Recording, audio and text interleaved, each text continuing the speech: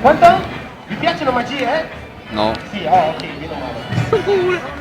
Allora, facciamo una piccola magia. Si fa con il Date corda, fuoco. ok? Attenzione. Quindi mettiamoci più qua sei in mezzo. 3 bambini ce l'hai tu. Il mio fan è il numero 1. Allora, attenzione, una corda è molto corta. Però non basta una corda corta, serve anche una corda lunga, ok?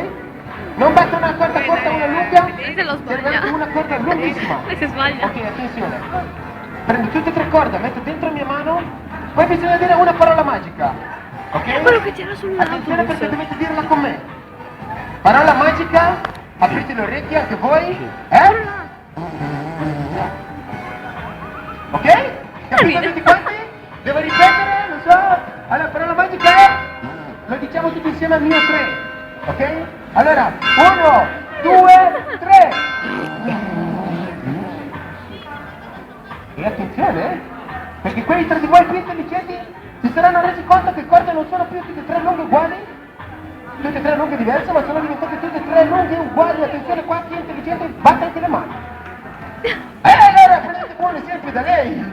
Anche voi per favore, se no non vado avanti con la magia. Oh, ok, molto piacevole. Sembra di essere Allora però un vero un mago idiota. continua e non si limita a quello, prende di nuovo le corde, No, mi sono le mette nella mano, dice di nuovo la parola